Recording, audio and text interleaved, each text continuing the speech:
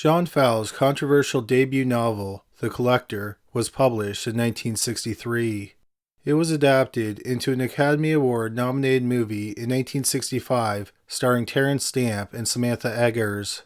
The Collector is about a young man named Frederick Clegg who kidnaps art student Miranda Grey and holds her hostage in his cellar. Sadly, there are real-life cases of people collecting humans, and we'll talk about 3 of them in this video. But first, we want to bring you a word from our amazing sponsor, Magellan TV. Recently I watched a riveting documentary on Magellan TV called A Shallow Grave. It's about the bizarre murder of businessman Alex Steenkamp. When he disappeared, his wife was convinced she knew who killed him. It was a police informant. She even told the police who killed him, but they did nothing to investigate his disappearance. A Shallow Grave is an unsettling documentary that will leave you stunned. This is just one of the many great crime and mystery documentaries you can find on Magellan TV. I also really like their historical documentaries like World War II, 1941, and The Man of Steel. It's a documentary from the BBC about Joseph Stalin's role in World War II.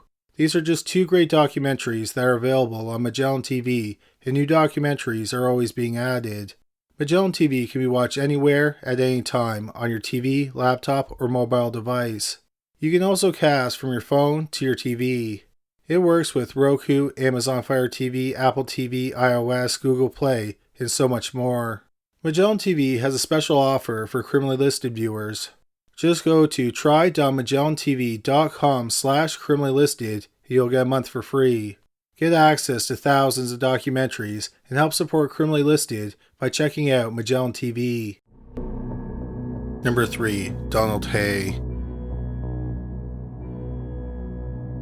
Near the end of winter 1976, 12-year-old Abby Drover lived with her mother and her 2 older sisters in Port Moody, British Columbia, Canada.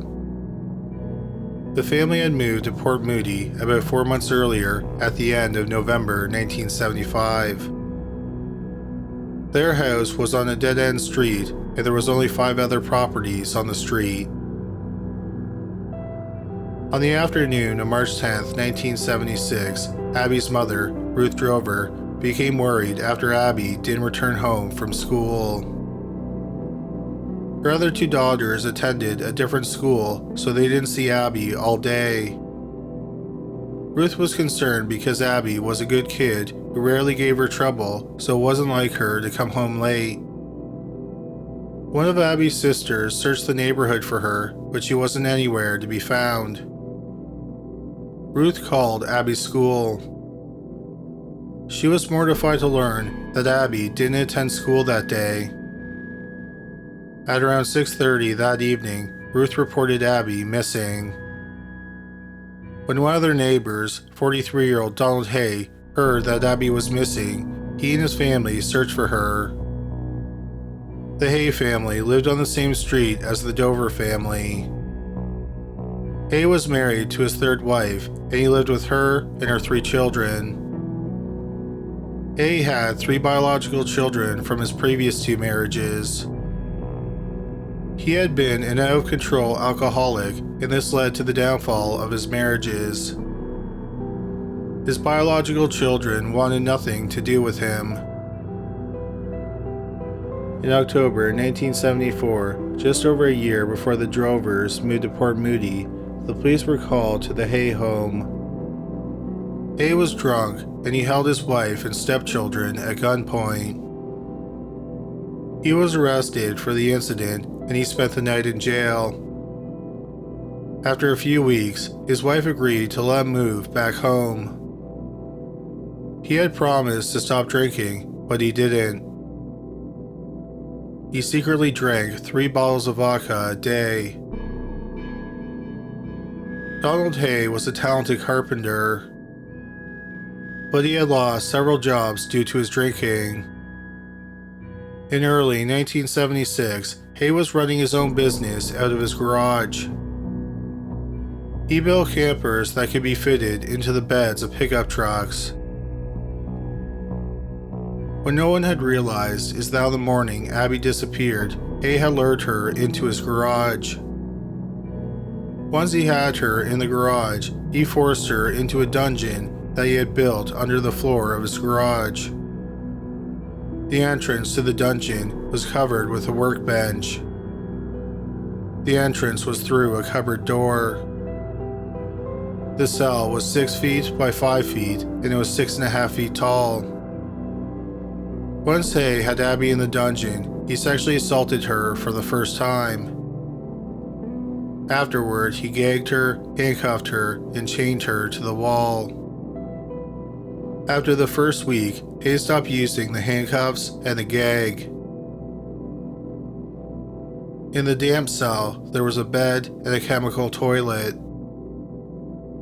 There was also a wash basin with running cold water. The cell was equipped with an air vent, but insects and spiders climbed through it and got inside the dungeon. The food that Hay gave Abby was usually canned, and it was food that was usually unappetizing to a 12-year-old Canadian girl, like sardines. There was one light source in the dungeon. It was a 60-watt light bulb that hung from the ceiling. One time the light burned out and Abby was left in complete darkness. When there was light, she could deal with the insects and the spiders because she could see them and kill them. But in the dark, she didn't know where they were until they were crawling on her. There was also an old radio in the cell. When Abby was first forced into the cell, she listened to news reports about her disappearance. From the reports, she realized that no one had any idea she was locked in a dungeon under her neighbor's garage. She started to feel hopeless when she stopped hearing about herself on the news. Abby realized that people had probably stopped looking for her. Besides the radio for entertainment, Abby was also given books and old Reader's Digests. Donald Hay attempted suicide twice while Abby was locked in the dungeon under his garage. He claimed that he left suicide notes with instructions on how to find Abby. But those suicide notes were never found, and there is no evidence that they ever existed. Abby was frequently starved. At times, she only had ketchup, mustard, and powdered milk to eat. After one of Hay's suicide attempts, he took his family on vacation for 2 weeks. He did not leave Abby enough food to eat while they were gone.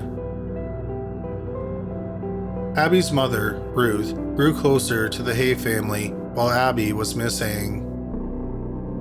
She even brought one of her co-workers to the Hay's garage to look at the campers that Hay built. Ruth, of course, had no idea her daughter was being held in a dungeon just below her feet. Months went by and Abby remained missing. When Abby was kidnapped, she was 12 years old. She had her 13th birthday in May 1976, and her family still had no idea what happened to her. During Abby's captivity, she wrote a letter in case she died. She wrote that Donald Hay had kidnapped her and wrote down his address. She then wrapped the note in tape. She wanted the note to be waterproof because Hay told her that he may dump her body in the nearby bay. She then hid the note in the lining of her boot. Abby decided that as she died, she wanted the police to know who had kidnapped her. The longer Abby stayed in the dungeon, the more indifferent Hay grew to her.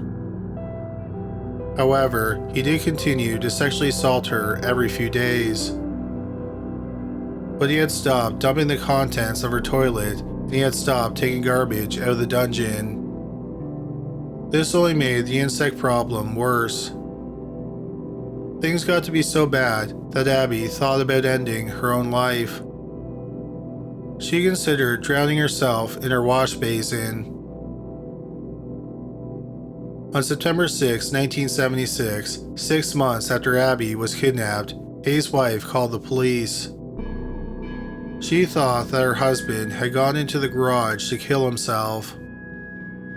Officers responded and they got into the garage. They saw 43-year-old Donald Hay climbing out of the workbench with his pants around his ankles. The 13-year-old Abby emerged from the hole wearing the same clothes she went missing in. Hay was arrested and Abby was rushed to the hospital. Besides being malnourished, Abby was in fairly good health. She had lost about 20 pounds while she was held captive. While Abby was in captivity, she used a ballpoint pen to mark how many days she had been held captive on the palm of one of her hands. Since Abby had no exposure to the outdoors, she relied on the radio to determine when the day started and ended. She had 170 marks on her hand. She had actually spent 181 days in the dungeon, so she lost 11 days. Donald Hay blamed his actions on his drinking. Hay thought that Abby was being abused at home, and he thought that by locking her up in the dungeon, he was saving her. Donald Hay pleaded guilty to kidnapping in November 1976. He was sentenced to life in prison in February 1977. He applied for parole in 2001, nearly 25 years after he was convicted. He said that the government had already gotten their pound of flesh from him and he should be released. Abby spoke at his parole hearing. She did not want Hay to be paroled. Abby said she would have to live with what he did to her for the rest of her life. Hay was never granted full parole, but he was given regular day passes. Donald Hay died in June 2012 at the age of 79. Abby Drover has mostly stayed out of the news since speaking at Hay's parole hearing.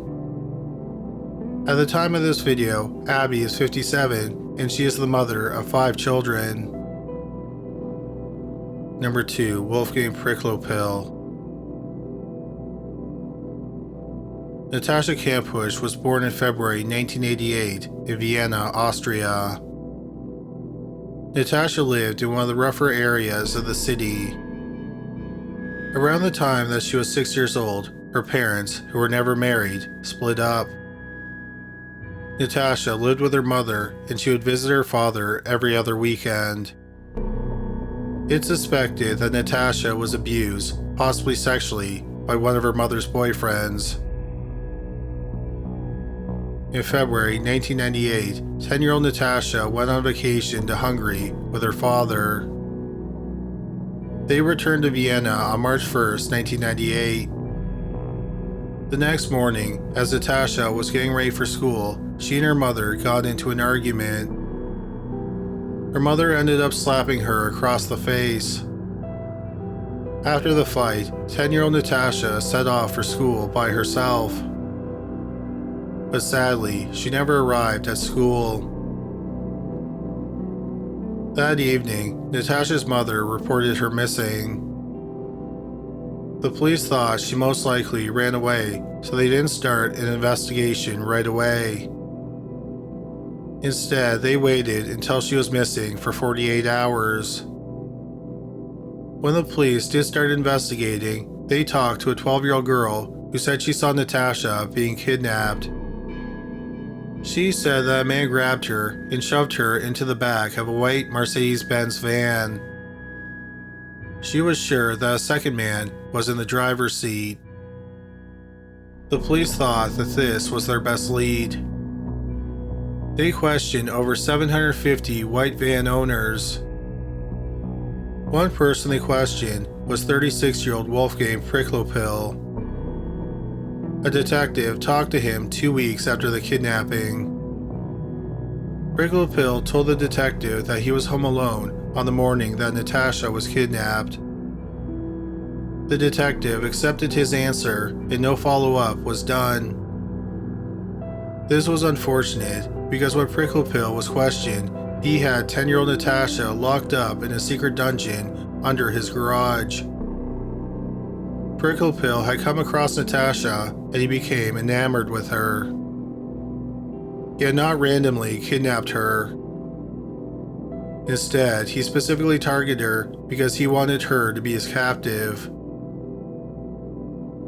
Wolfgang Přiklopil was born in Vienna in May 1962. For his entire life, he was a quiet loner.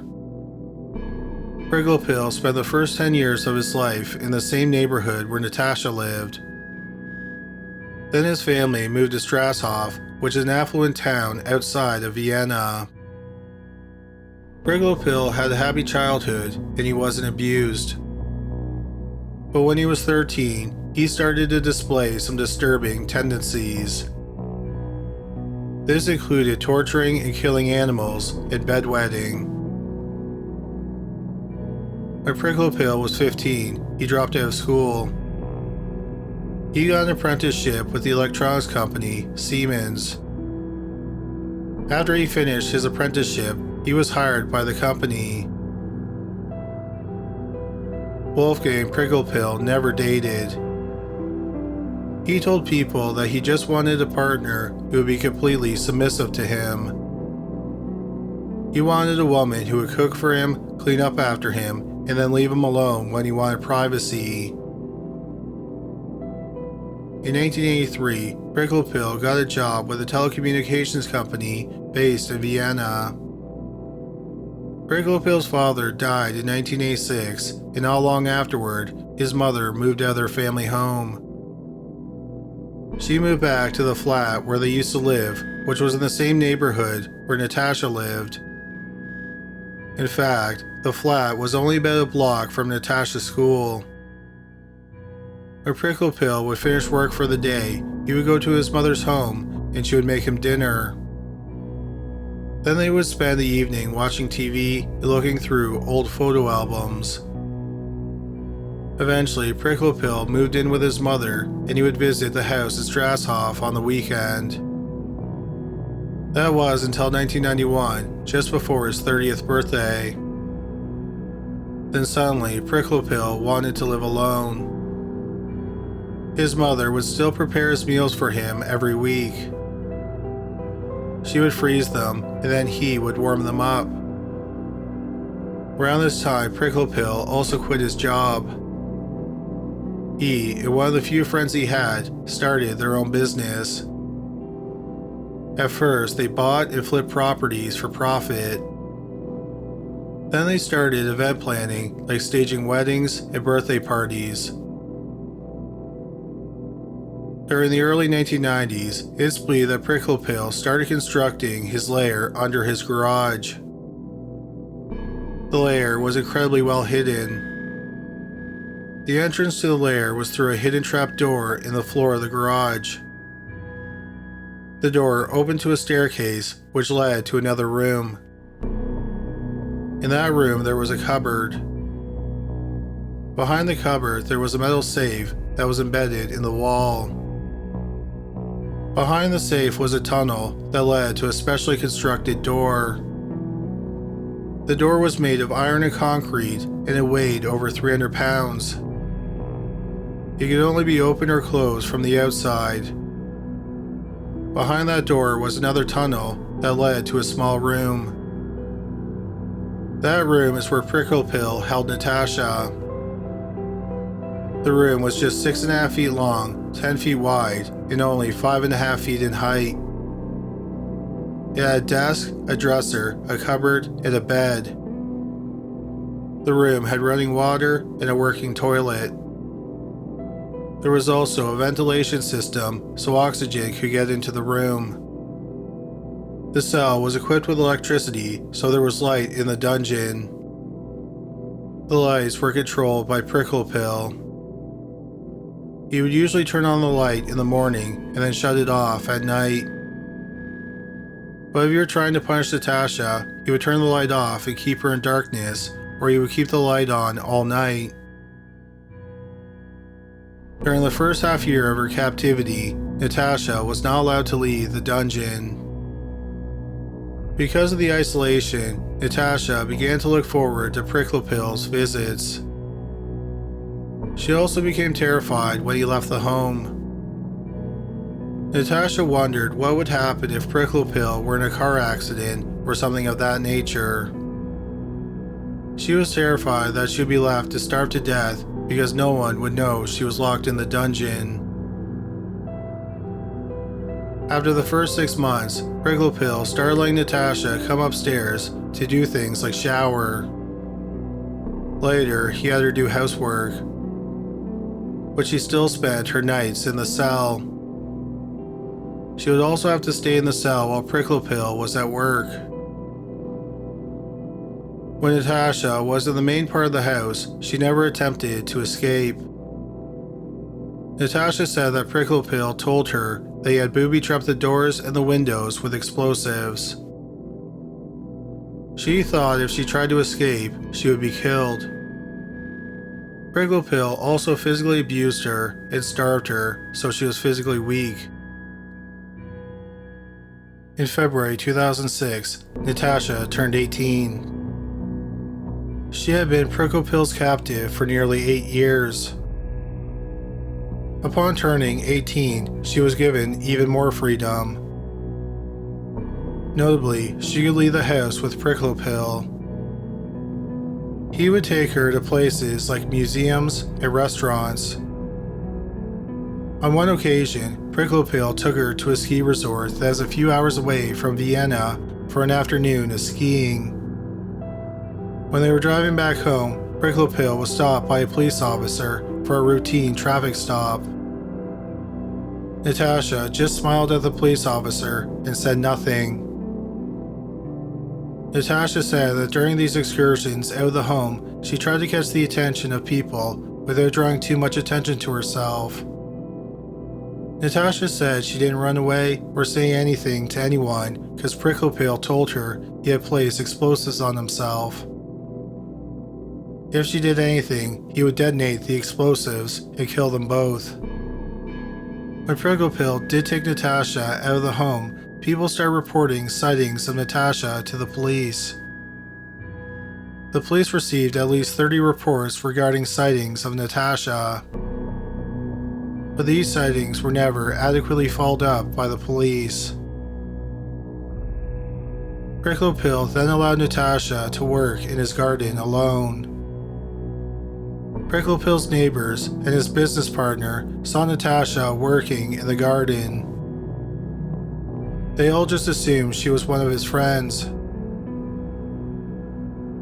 Natasha claimed she thought about escaping several times. She also thought about killing Přiklopil, but she did not follow through with any of her plans. Then, on August 23, 2006, Přiklopil had Natasha vacuum his car. While she was doing that, he got a phone call on his cell phone. Because of the noise of the vacuum, he had to walk away from the car. When he did, Natasha took off running. She went to a neighbor's home, and the neighbor let her in. The neighbor then called the police. When Přiklopil realized that Natasha was gone, he fled. A massive manhunt was initiated, but the police wouldn't find him alive. That evening, 44-year-old Wolfgang Přiklopil laid down on some railroad tracks, and a train ran over him. After 396 days of captivity, which is 8 years, 5 months, and 21 days, Natasha was reunited with her family. After Natasha was rescued, she wrote a book about her ordeal called 396 Days, which was published in 2010. The book was adapted into a movie in 2013.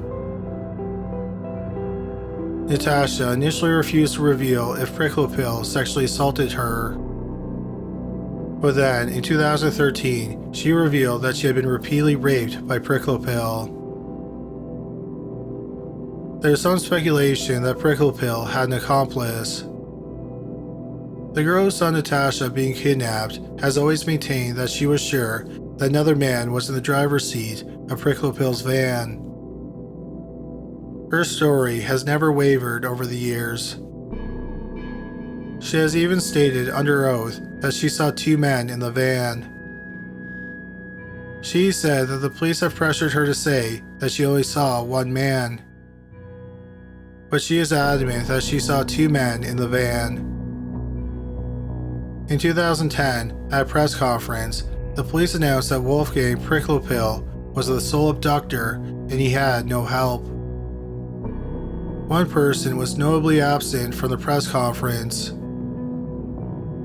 That was the lead investigator on the case, Franz Kroll. Kroll was described as incorruptible. In June 2010, about 6 months after the press conference, Kroll was found dead in his home. He had been shot once in the head. His death was ruled a suicide. Kroll's brother does not believe he took his own life. Instead, he alleges that his brother was killed because he knew too much. He points out that his brother kept a diary. After his death, his diary went missing and has never been found. The police in Vienna maintain that Wolfgang Přiklopil was the only person involved in Natasha's kidnapping and captivity.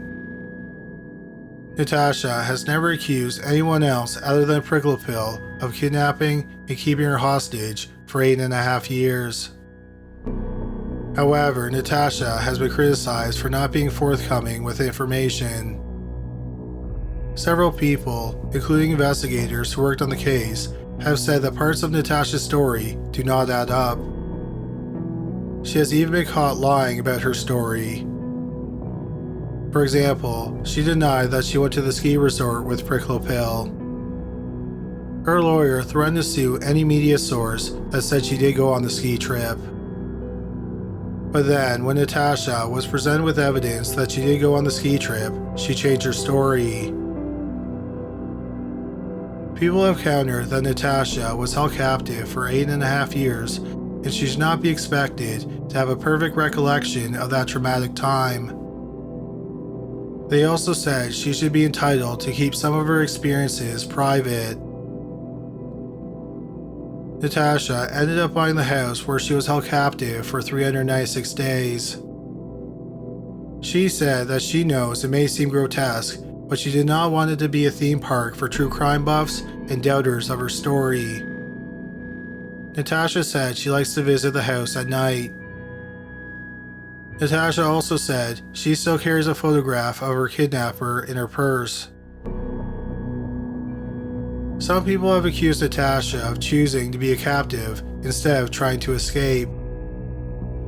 In the years since her escape, Natasha said she has suffered a lot of online abuse and she does not like leaving her home.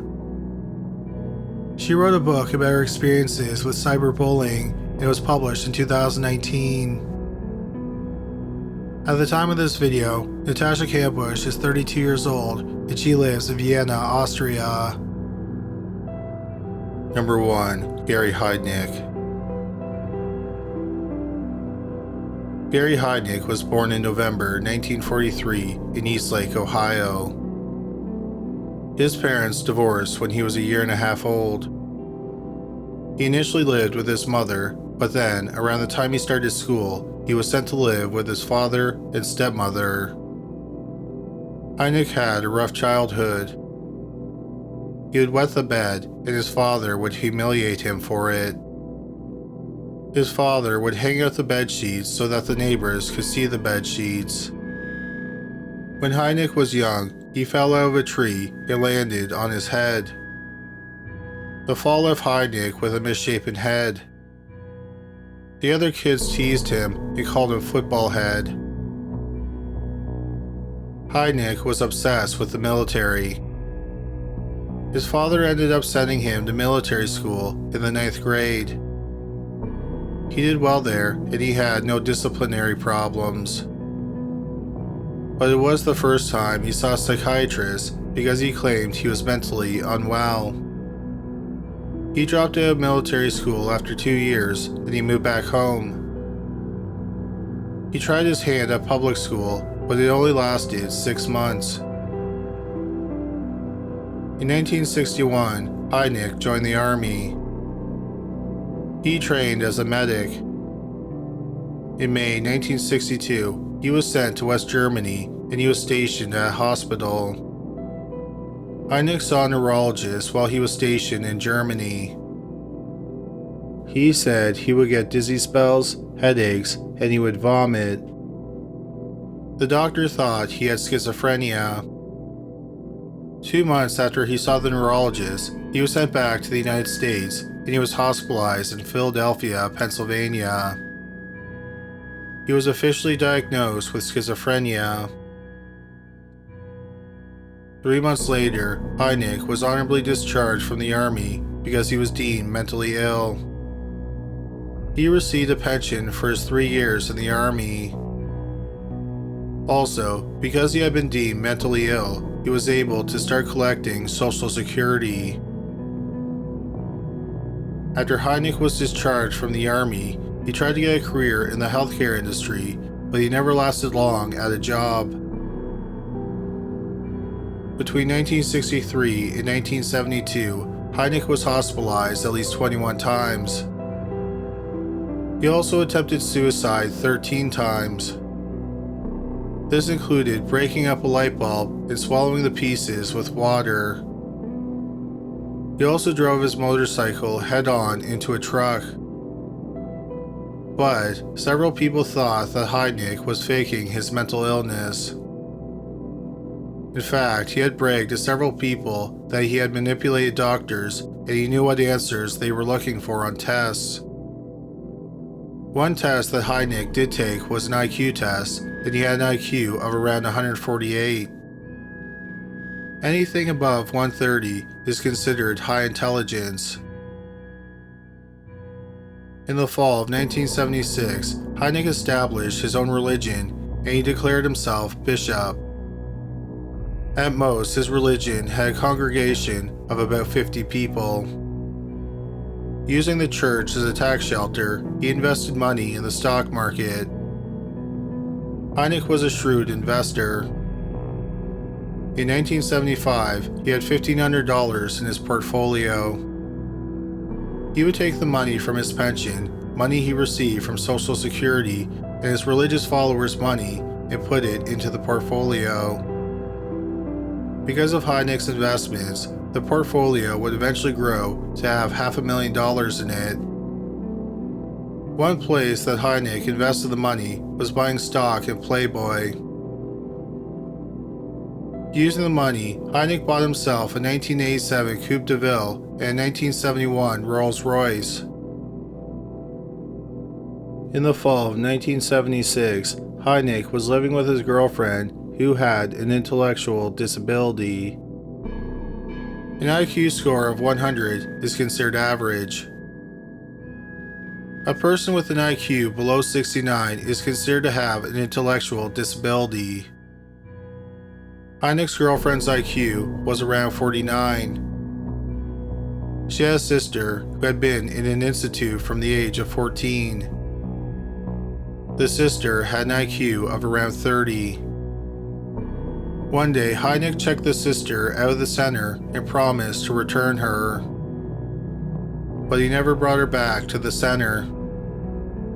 Over a week later, a representative from the center and a police officer went to Heidnik's apartment. Heidnik claimed he didn't know where the woman was.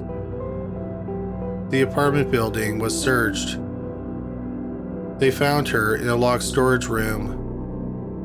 Once she was back at the center, she was given a physical examination. It was apparent that she recently had sex. She also had gonorrhea in her throat. Gary Heidnik was arrested 3 weeks later, and he was charged with an assortment of crimes like kidnapping and rape. Heidnik went to trial for those charges in November 1978, and he testified on his own behalf. He said that the woman wanted to stay with him because she did not like living at the center. Heidnik was ultimately found guilty of lesser charges like unlawful restraint and recklessly endangering another person. He was sentenced to 3 to 7 years in prison. But Heidnik never spent a day in prison. Over the next 3 years, he spent his time in psychiatric hospitals. He kept being transferred between half a dozen hospitals. He was released in April 1983. In 1984, Heidnik purchased a house in North Philadelphia. On the night of November 26, 1986, 25-year-old Josefina Rivera, who was a sex worker, was out working the streets of Philadelphia. Hours earlier, she had gotten into a fight with her boyfriend. Her plan for that night was to make enough money to pay for Thanksgiving dinner for her family. The John she met that night was 43-year-old Gary Heidnik. Heidnik took her back to his home. Once he got her inside the house, he forced her into the basement and chained her to a pipe.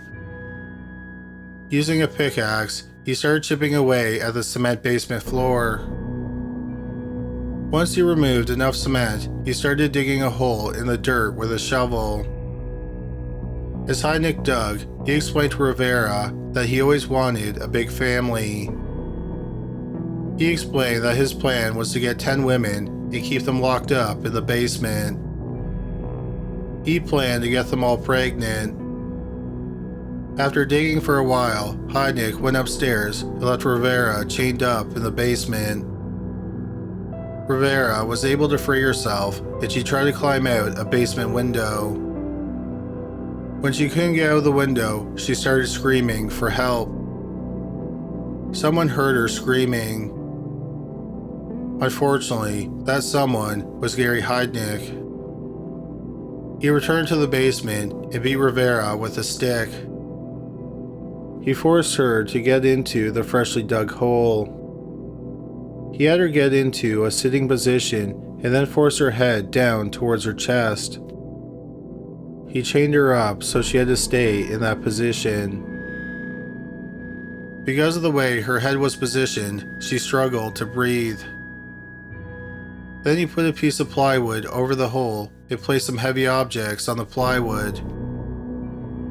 To make sure no one would hear Rivera if she screamed, Heidnik tuned the radio to a station that played hard rock music, and he turned it up as loud as it could go. He then left the basement. Rivera stayed in that painful position, struggling to breathe, for 27 hours. When Heidnik returned to the basement, he was not alone. He had 24-year-old Sandra Lindsay with him. Heidnik had met Lindsay years earlier when they were both in a psychiatric hospital. Lindsay had an intellectual disability. When Heidnik got into the basement, he removed the plywood board and he allowed Rivera to stand up. However, he kept her chained to a pipe. For the next several weeks, Heidnik kept the women chained up in the basement. He would beat, torture, and sexually assault them. When Rivera didn't come home, no one reported her missing. Her boyfriend assumed she had took off because of their fight. When Lindsay went missing, her mother searched for her. She also reported her missing to the police.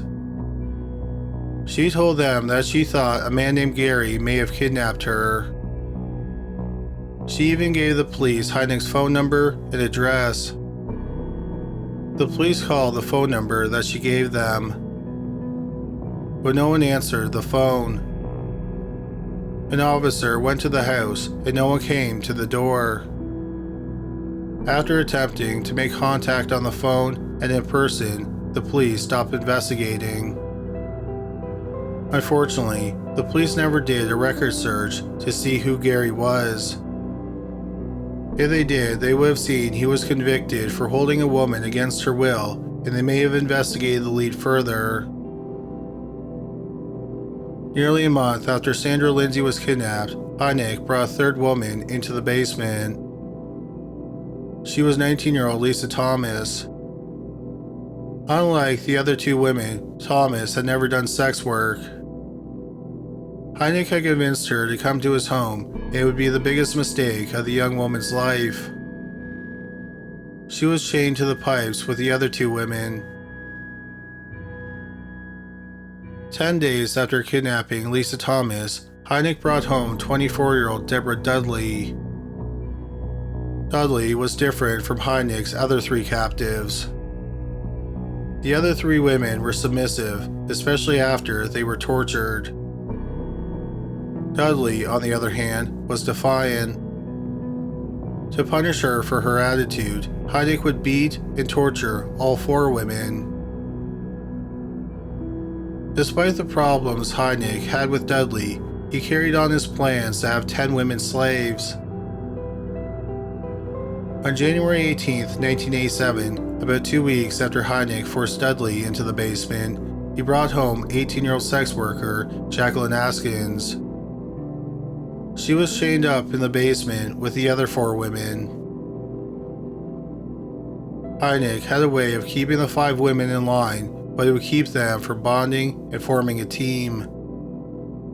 When Heidnik had to leave the home, he would put one of the women in charge. When he returned, he would ask the woman he left in charge who had misbehaved while he was gone. If she named someone, he would force her to beat the woman who she said misbehaved. If she did not name anyone, Heidnik would beat all 5 women. Heidnik expanded the hole in the basement. It eventually got to be 4 feet deep, and all 5 women could fit into it. But most of the time, the women didn't have to go into the hole. But if Heidnik wanted to punish them, he would put them in the hole and then cover it with a piece of plywood and then place heavy objects on the plywood. The women spent the majority of their time in the basement. Occasionally, he would allow them upstairs to wash themselves. The women were not allowed to wear clothes while they lived in the cold, damp basement. One day in February 1987, the women were in the hole, and the plywood board was covering them. Heidnik came downstairs, and he caught Sandra Lindsay trying to move the board. He first started punishing her by beating her. But to Heidnik, that wasn't enough of a punishment. In the basement, there were beams in the ceiling. Heidnik handcuffed Lindsay's wrists and then hung the handcuffs from a hook on one of the beams. For several days, Lindsay stayed with her wrists handcuffed above her head, hooked to the beam. While she hung by her wrists, she refused to eat. So Heidnik force-fed her. Eventually, Lindsay developed a fever and started vomiting.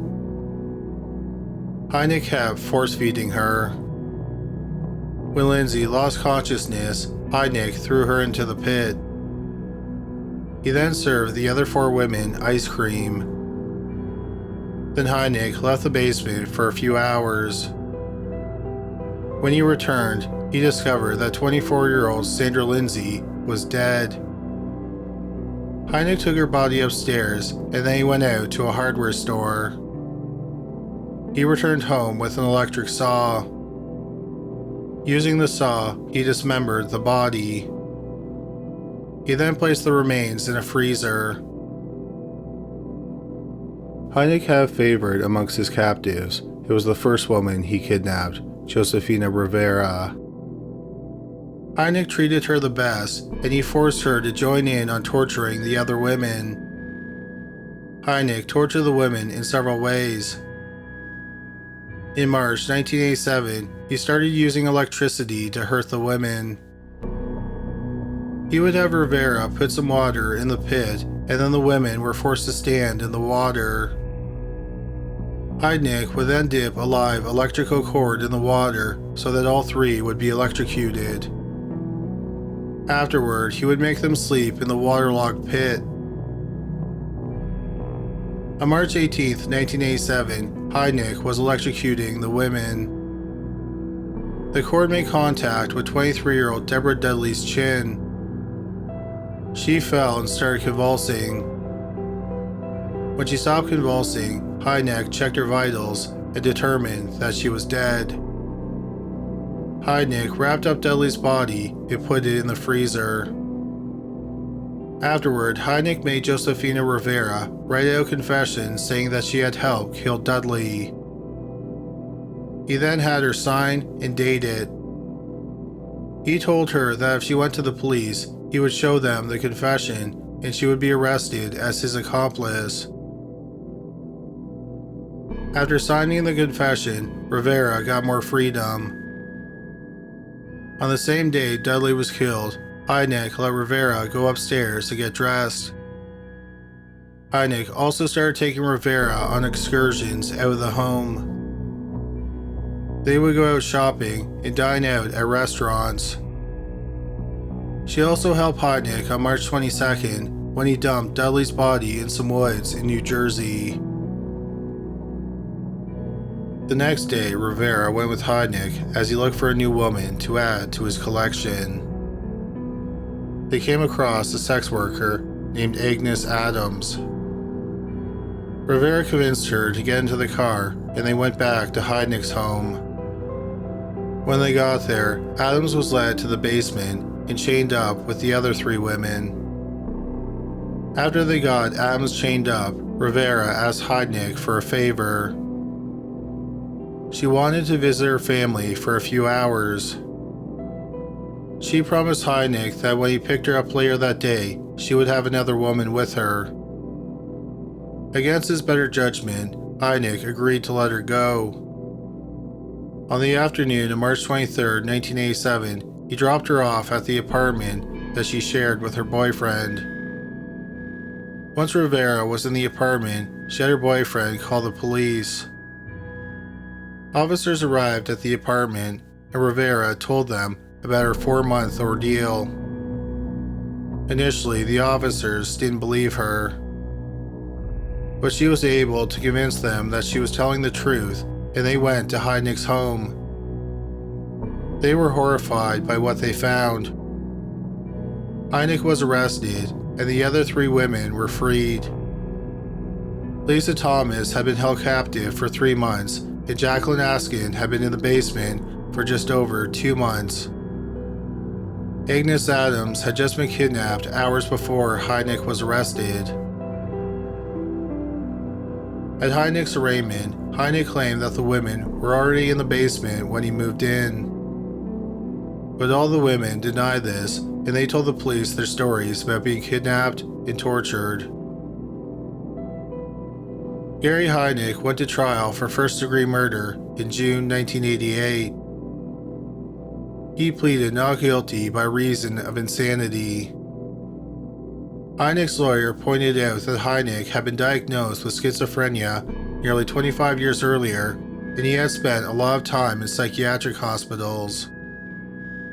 Several people testified that Heidnik had boasted about faking his mental illnesses, manipulating the hospital staff, and giving false answers when he was tested. One person who testified was the man who managed Heidnik's financial portfolio. He said that Heidnik always seemed very sharp and in control. Heidnik's trial lasted for 10 days, and the jury deliberated for 16.5 hours. Gary Heidnik was found guilty on 2 counts of first-degree murder, among other charges. The jury decided that he should be executed for his crimes. On the night of July 6, 1999, 11 years after he was sentenced to death, 55-year-old Gary Heidnik was executed via lethal injection. Thank you so much for watching this video. If you found it interesting, please give us a thumbs up and subscribe for more videos just like it. Also, if you are looking for something new to watch, why not check out my new channel, Chapter Dark. The videos are mysteries that you can try and solve. Do you have what it takes to solve these mysteries? You can find a link to Chapter Dark in the description box below. But that's all for today. Thanks again for watching.